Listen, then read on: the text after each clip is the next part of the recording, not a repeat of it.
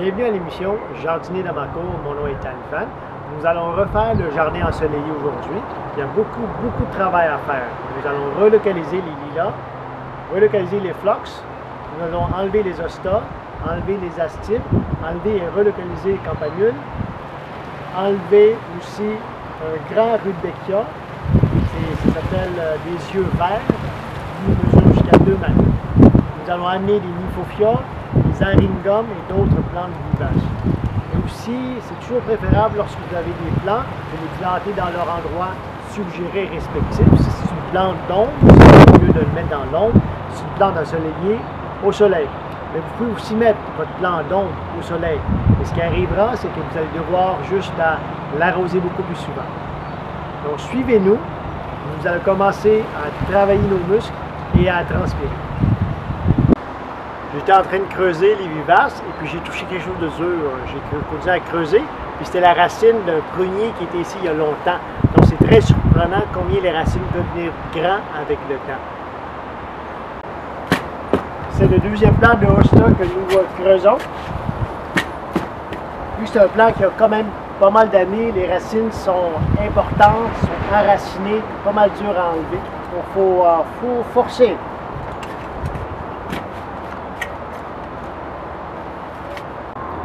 C'est très surprenant combien de plantes que vous pouvez enlever d'une petite partie du jardin. À ma gauche, on a enlevé le glycine qui s'était propagé partout dans le coin. Et puis le plant principal du glycine est à 6 mètres du coin ici. On a dû creuser, scier, couper pour l'enlever de la terre. On a aussi pu récupérer et empoter 3 plants de glycine. Des salicaires, on a tout enlevé, campanule qui était mélangée avec des hémorrocailles. En avant, on a enlevé 80% des hémorrocailles. Et à votre droite, on a le plant de rudbeckia, c'est œuf vert.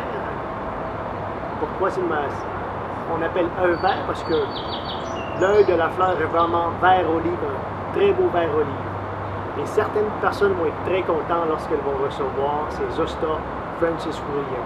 Belle couleur, vert et jaune. Et ça, c'est un souvenir d'une partie de la racine du cerisier qu'on a coupé il y a 5 ans.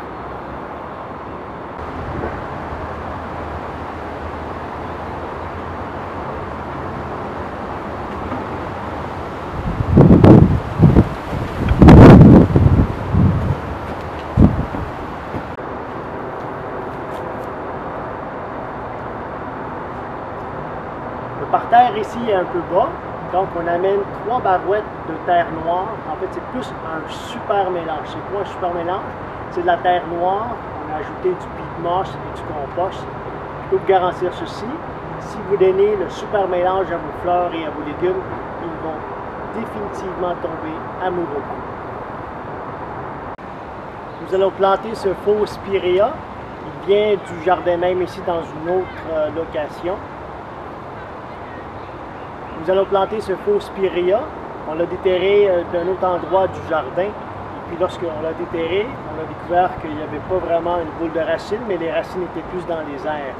Donc, ça veut dire on va le planter très peu profondément.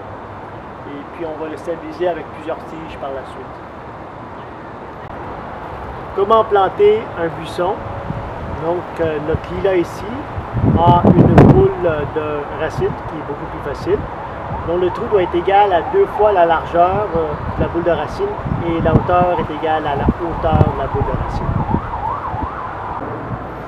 Donc, nous avons fini de creuser le trou. Avec la pelle, on peut mesurer la hauteur de la boule de racine. Oui, c'est bon, la hauteur est bonne. Si par exemple votre trou, le fond et les côtés sont durs, vous pouvez prendre une fourche, travailler la terre pour la ramollir. Après ça, vous donnez un peu de compost, vous prenez votre lilas, vous le mettez dans le trou. Après ça, vous poussez la terre à moitié et puis vous le tapez avec les mains. Après ça, vous lui donnez de l'eau pour enlever les poches d'air. Après ça, encore remplir la terre, boucher le trou complètement et arroser encore. Puis très important, si vous donnez de la matière organique dans le trou, mélanger un tiers de la matière organique avec la terre existante. Si par exemple vous donnez seulement la terre organique, puis la terre alentour c'est dur, argileux, les racines vont aimer la terre organique parce qu'elle est molle, ils vont rester seulement dans la matière organique et pas aller s'enraciner dans la terre existante. Donc avec ça, vous êtes prêt à planter votre lilas.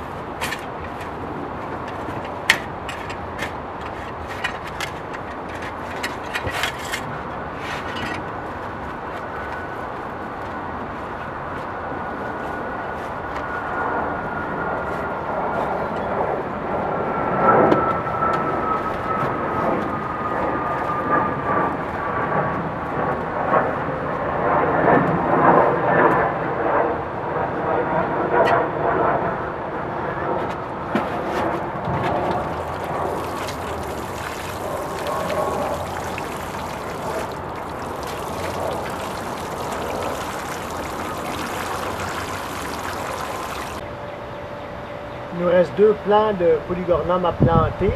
Ça va être des fleurs bleues. Nous avons ici un ornamental grass, une herbe ornementale. Fleurs rouges et bronze, ça va être super contrastant avec le feuillage. Et là-bas, nous avons un Niphophia orange intense, contrasté avec le Aringum, le bleu du Aringum à l'arrière, donc une autre plante ornementale, à peu près 1,20 m de hauteur. Jaune et vert, on a le lilas. Ici, on a le jaune, Quaquefox blanc. Ça va être super contrastant comme couleur. Nous venons de planter une rangée d'annuelles dans le jardin ensoleillé. Les annuelles, c'est toujours excellent dans un jardin. Ça ajoute beaucoup de couleurs et vous avez des fleurs durant toute la saison. Alors, allez à votre pépinière, achetez des annuelles et commencez à les mélanger avec vos vivaces. Merci d'avoir regardé. Jardiner dans ma cour et à la prochaine.